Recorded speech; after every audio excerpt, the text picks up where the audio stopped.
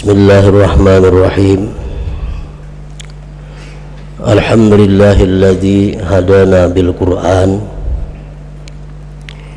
wa arsala bihi sayyidana Muhammadan sallallahu alaihi wasallam ilal insi wal jan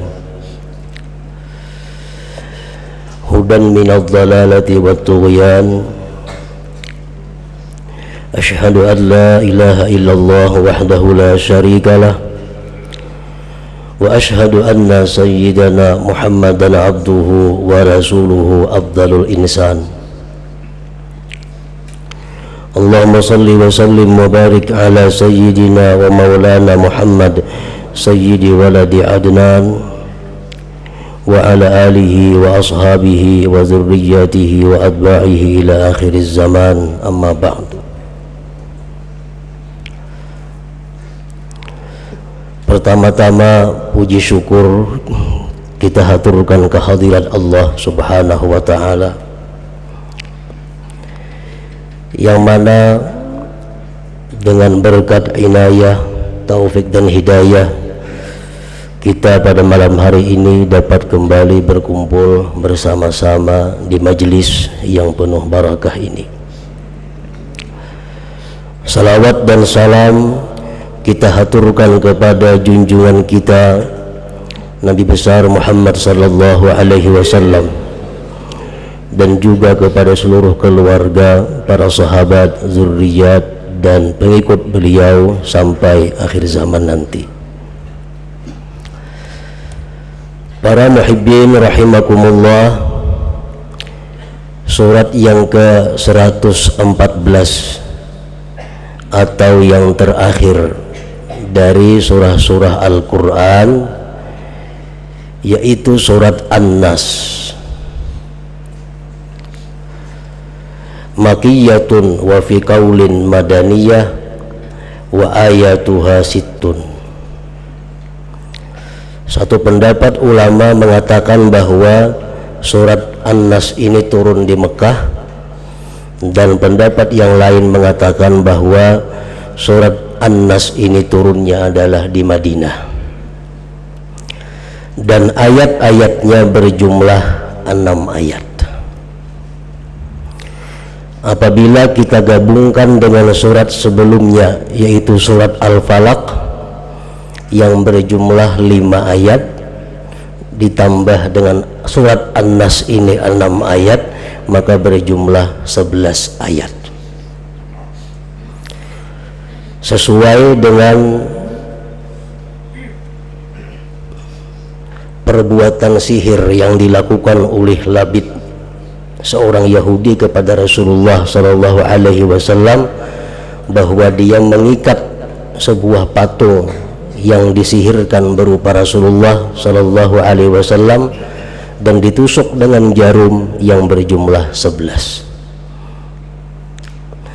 Jadi surat Al-Falaq dan surat An-Nas ini adalah merupakan 2 surah yang tidak terpisahkan untuk keselamatan zahir dan batin manusia. Kalau surat Al-Falaq itu adalah minta perlindungan kepada Allah untuk keselamatan jasmani, sedangkan surat An-Nas ini adalah untuk minta perlindungan hati atau rohani. Nah, para muhibbin rahimakumullah, bismillahirrahmanirrahim. Qul a'udzu birabbin nas, malikin nas, ilahin nas. Qul, katakan wahai Rasul, a'udzu birabbin nas, aku berlindung dengan Rabbin nas. Ahli tafsir mengatakan Rabbin nas itu artinya adalah khaliquhum wa malikuhum wa muslihu umurihim wa murabbihim. Rabbin nas artinya adalah pencipta manusia, pemilik manusia, dan yang membaguskan perkara-perkara manusia, dan yang memelihara manusia. Itu artinya Rabbin nas.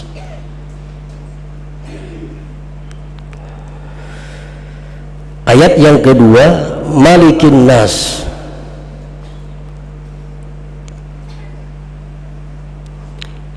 Nafidu amrihi bin nas min i'zazin wa izlalin wa iqna'in wa ifkar ghaniyun an ghairihi muftakirun ilaihi siwa. Artinya Malikin Nas itu adalah yang lulus perkaranya Allah pada manusia, baik memuliakan, menghinakan, mengayakkan atau memiskinkan, terkaya dari selainnya dan berhajat kepadanya yang lainnya. Nah, itu pengertian Malikin Nas. Seringkali diartikan ringkas dengan rajanya manusia. Arti raja itu kan kehendaknya selalu lulus. B itu ngaran raja. Dan ngaran raja itu kada berhajat kepada orang lain yang berhajat kepadanya. Itu ngarannya adalah Malik, raja.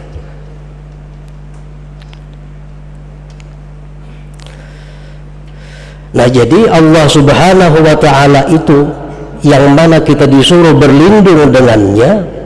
Allah itu adalah pencipta kita, pemilik kita, yang membaguskan urusan kita, yang memelihara kita. Allah itu raja yang lulus kehendaknya, yang berhajat kepadanya selainnya dan terkaya kepada selainnya. Nah, itulah Allah. Ilahin Nas artinya adalah ma'budihim, yang disembah manusia.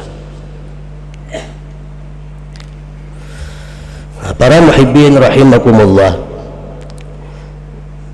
3 ayat ini adalah merupakan satu susunan yang sangat indah, yang mempunyai makna yang sangat luas dan sangat dalam. Kenapa didahulukan Rabbin Nas, nomor 2 Malikin Nas, nomor 3 Ilahin Nas. Nah, di sini adalah ingin memberitahu kepada manusia bahwa orang yang berhak untuk disembah itu, orang yang berhak untuk ditaati 100% tanpa kecuali. Orang yang berhak disembah itu adalah pertama orangnya menciptakan kita, memiliki kita, membaguskan urusan kita, memelihara kita.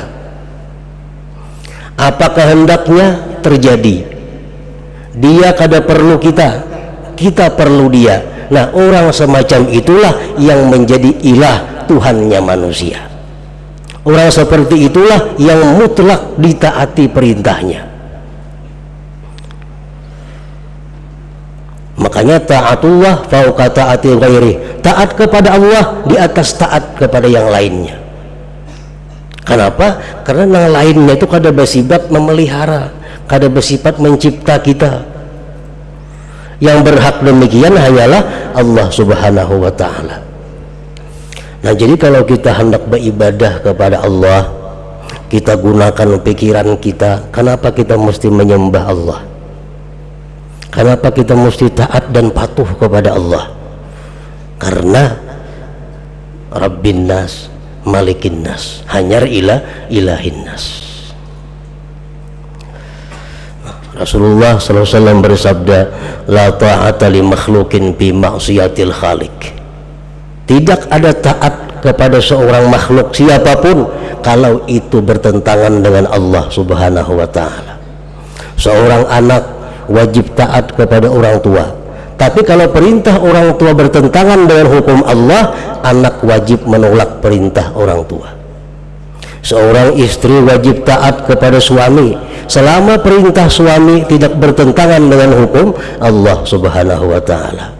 Seorang murid wajib taat kepada gurunya selama perintah gurunya kada bertentangan dengan hukum Allah Subhanahu wa ta'ala. Nah, jadi taat kepada Allah di atas taat kepada segala-galanya, ilahin nas. Katakan wahai Rasul, aku berlindung bi Rabbin nas, Malikin nas, Ilahin nas. Berlindung dari apa? Min syarril waswasil khannas. Berlindung dari kejahatan syaitan yang selalu mundur.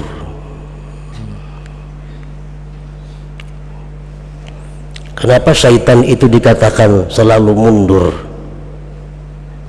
Min syarril waswasil khannas, dari kejahatan syaitan yang selalu mundur. Sa'id bin Jubair mengatakan, idza zakara al-insan rabbah khanasa syaitan wa walla fa idza ghafala waswasa ilaih. Syaitan itu disebut mundur adalah apabila seorang manusia mengingat Tuhannya, maka dia mundur. Kalau hati kitanya berzikir la ilaha illallah, atau Allah, atau subhanallah, atau Allahu akbar, atau Allahumma, nah syaitan itu mundur daripada kita. Fa'idha ghafala, kalau kita lingah, kalau hati kita lupa kepada Allah, waswasa ilaih, syaitan mengganggu lagi kepada kita. Nah, makanya disebut syaitan itu adalah al-khannas, yang selalu mundur. Para muhibbin rahimakumullah. Nah, oleh karena itu, kalau kita melihat, kalau kita merenungi bahwa setiap gerak-gerik kita diajarkan oleh Rasulullah sallallahu alaihi wasallam agar kita tidak lepas daripada zikrullah. Sebab dengan zikir itulah kita selamat dari syaitan. Ketika kita hendak makan, disuruh kita bismillahirrahmanirrahim, itu zikir. Dengan kita mengucap bismillahirrahmanirrahim, waktu kita makan itu selamat daripada godaan syaitan, daripada gangguan syaitan, daripada makan bersama-sama dengan syaitan. Nah, kalau kita makan kada baca bismillah, makan kita bersama syaitan dan penuh dengan godaan-godaan yang bermacam-macam. Nah, mulai dari makan, hendak guring, kayak apa supaya guring ini selamat daripada syaitan? Disuruh hendak guring membaca qul a'udzu birabbil falaq, disuruh hendak guring membaca qul a'udzu birabbin nas. Artinya guring dengan zikir, karena hanya itulah yang bisa menyelamatkan kita daripada syaitan. Orang guring berzikir, maka mimpi-mimpi yang didapat di dalam guringnya itu bisa mengandung makna. Kenapa? Karena bersih daripada godaan syaitan. Nah, kalau kita guring kada berzikir, guring dalam keadaan lupa, maka mimpi kita itu adalah merupakan bunga-bunga syaitan, kada bisa diiktibar. Pasangan suami istri hendak berkumpul, diajarkan Nabi ini bacaannya, supaya apa? Supaya andai kata jadi anak-anak yang tidak diganggu oleh syaitan. Ketika masuk jamban, bismillah, Allahumma inni a'udzubika minal khubuthi wal khaba'is, supaya apa? Dalam jamban selamat daripada bujukan syaitan. Ketika berpakaian, Nabi kita mengajarkan Allahumma inni as'aluka min khairihi wa khairi ma huwa lahu, seterusnya, supaya apa? Supaya pakaian ini jangan jadi godaan syaitan. Ketika melepas pakaian, bismillahilladzi la ilaha illahu, supaya apa? Supaya syaitan tidak bisa melihat aurat kita. Nah, walhasil syaitan itu kalah dan dia mundur kalau kita ingat kepada Allah subhanahu wa ta'ala. Nah, makanya hendak sembahyang disuruh qamat. Apa gunanya qamat? Mengusir syaitan sejauh-jauhnya daripada kita. Begitu kita Allahu Akbar, syaitan mundur, terus dia mundur. Nah, itu maksudnya min syarril waswasil khannas, daripada kejahatan syaitan yang selalu mundur.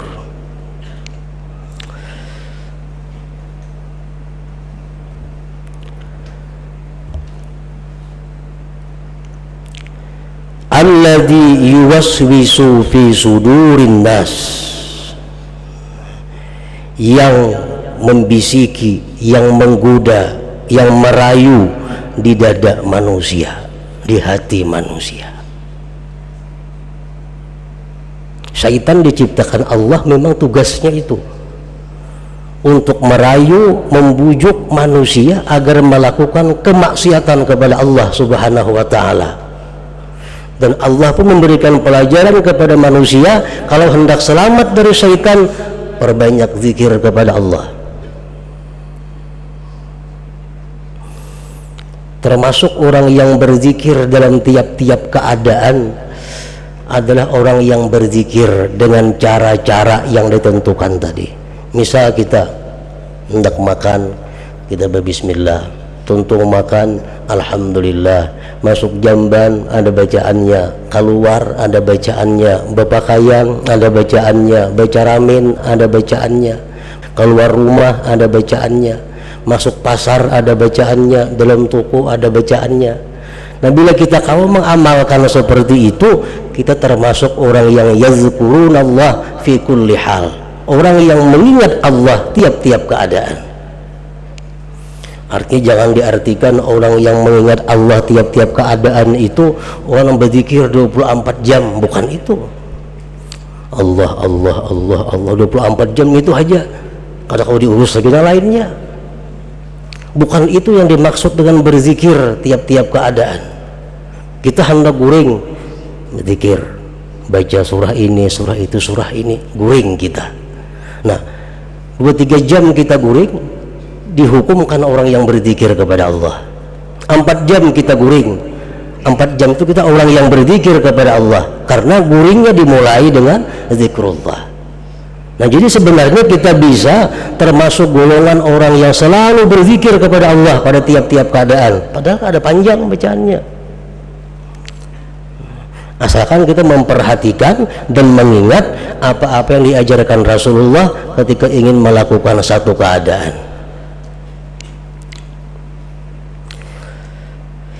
Alladzi yuwaswisu fi sudurin nas, yang mana syaitan itu selalu menggoda di dada manusia.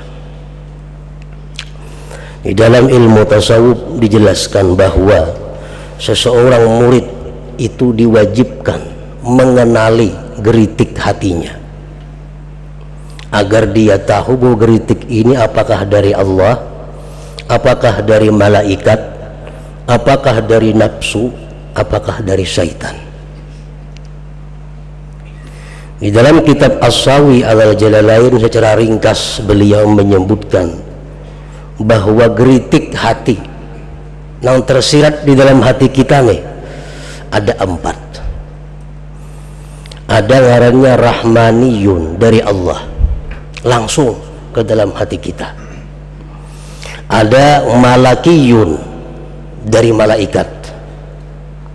Ada nafsiyun, dari nafsu kita sendiri. Ada syaitaniyun, ada syaitan. Nah, kita membedakan yang mana yang 4 ini. Par-Rahmani ma yalzamu ta'atan bi'ainiha. Geritik hati dari Tuhan itu adalah sesuatu yang melazimi akan taat dengan ketentuan tertentu taat itu. Umpamanya dalam hati kita ada terlintas, malam ini hendak sembahyang tahajud. Nah, itu ya geritik hati. Nah, sembahyang tahajud aja dalam hati ini geritik. Nah, dan geritik itu kuat, hendak salat tahajud malam ini, salat lain kada hendak tahajud aja, bi'ainiha. Nah, ini menunjukkan bahwa yang timbul di hati itu adalah dari Allah Subhanahu wa ta'ala. Yang kedua, wal malaki, dari malaikat. Ma yalzamu ta'atan la bi'ainiha, yang melazimi akan taat tapi tidak tertentu kepada satu titik taat. Malam ini aku hendak sembahyang witir, tapi bisa juga aku sembahyang tahajud, tapi asa hendak sembahyang hajat, Tapi ada pun geritik hendak membaca salawat, timbul pula geritik hendak membaca Quran, macam-macam jenis taat timbulan dalam hati. Nah itu menunjukkan dari malaikat. Malaikat itu fungsinya adalah yang penting kita berbuat taat apapun yang kita laksanakan. Nah itu dari malaikat. Jadi malam ini asa hendak membaca Yasin, ada juga geritik hendak membaca Tabarak, ada juga geritik hendak membaca surah Duhan, ada juga geritik surah Kahfi, macam-macam timbul di hati geritik. Nah itu menunjukkan dari malaikat. Yang penting kita taat kepada Allah surah apapun yang kita baca. Nah kalau dalam hati sebutin aja Yasin dalam hati nih, hendak membaca Yasin aja lain kada terbuka-buka, itu menunjukkan dari Allah Subhanahu wa ta'ala. Yang ketiga, wan nafsiyu, yang nafsu, ma yalzamu maksiatan bi'ainiha, yang melazimi akan maksiat dengan tertentu. Hati ini bulat untuk melakukan satu maksiat tertentu. Misalnya hati hendak berjudi, kadang kalau dihurupin lain-lain, diberi orang araknya kada minum, diberi perempuannya kada mau zina, yang penting berjudi itu bang. Nah ini menunjukkan bahwa geritik hati yang mengajaknya judi itu adalah nafsunya. Orang hendak melakukan perzinahan dengan si B perempuannya umpamanya, dihurupin yang D nya kada mau, harus B itu pak orangnya maka. Nah ini menunjukkan nafsu. Yang keempat, wasyaitaniyun, syaitan, ma yalzamu maksiatan la bi'ainiha. Nah ini yang kita maksud syaitan di sini adalah yang melazimi akan maksiat tanpa ada ketentuannya. Nah syaitan ini selalu memberikan masukan kepada kita untuk berbuat maksiat. Maksiat yang apa kadang kita gawe, asal maksiat. Kita disuruhnya berjudi, kita kadang mau, suruhnya zina, kita kadang mau, suruhnya minum arak, kita kadang mau, suruhnya riba, macam-macam. Arahan itu kadang ke maksiat tertentu. Yang penting kita maksiat. Nah itu tujuan daripada syaitan. Nah itu yang kita disuruh Allah berlindung nih, min syarril waswasil khannas alladzi yuwaswisu fi sudurin nas. Target syaitan menggoda sedapat mungkin manusia agar kafir kepada Allah. Nah Islam nih dibujukinya supaya kafir kepada Allah. Kalau itu inya kada mampan membujuk kita, dibujuknya kita supaya melakukan dosa-dosa besar. Kada mampan juga kita dibujuknya melakukan dosa-dosa kecil. Kada mampan juga inya berusaha membujuk kita untuk melakukan sesuatu sehingga ibadah kita tertolak di sisi Allah. Walhasil tujuan syaitan itu adalah mengganggu manusia jangan sampai masuk ke dalam surga Allah Subhanahu wa ta'ala. Alladzi yuwaswisu fi sudurin nas minal jinnati wan nas. Baik itu syaitan dari bangsa jin atau syaitan daripada bangsa manusia. Jadi syaitan ini ada manusia, ada jin. Nah kalau jin itu inya langsung menggeritik, memasukkan khatar ke dalam hati kita. Nah kalau syaitan yang jenis manusia ini berlangsung berhadap-hadapan dengan zahir kita. Orang yang mengajak kita kepada maksiat itu syaitan. Manusia tuh membawa kita untuk maksiat itu syaitan. Manusia yang mengajak kita untuk meninggalkan yang diwajibkan Allah itu syaitan. Putungan manusia tapi syaitan.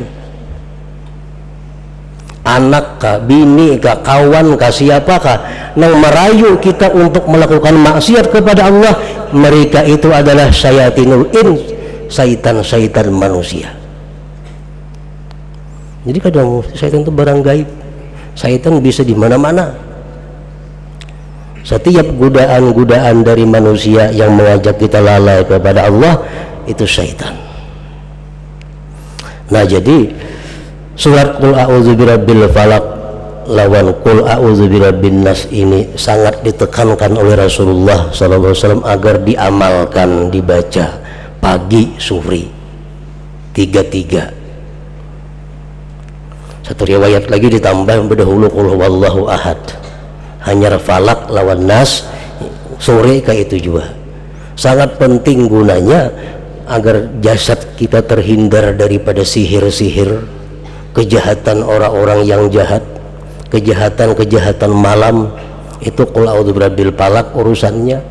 Terhindar daripada godaan-godaan rayuan syaitan, baik syaitan manusia atau syaitan dari bangsa jin. Itu Qul a'udzu birabbin nas fungsinya untuk menjaga diri kita. Para muhibbin rahimakumullah, sebagian ulama tafsir mengatakan bahwa surat ini adalah surat yang terakhir di Al-Quran, itu surat An-Nas. An-Nas artinya adalah manusia.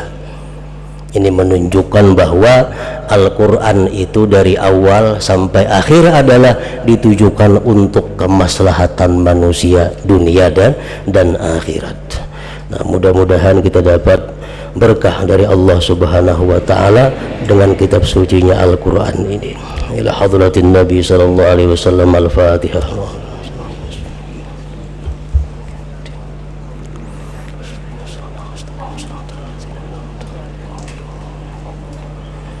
Asyhadu an la ilaha illallah wahdahu la syarika lah. وأشهد أن سيدنا محمدا عبده ورسوله. لا إله إلا الله نستغفر الله. لا إله إلا الله نستغفر الله. لا إله إلا الله نستغفر الله. لا إله إلا الله ونتوب إلى الله. لا إله إلا الله محمد رسول الله صلى الله عليه وسلم. ويا أيها الرجل منه شفاعة صلوا عليه وسلموا تسليما. اللهم صل وسلم وبارك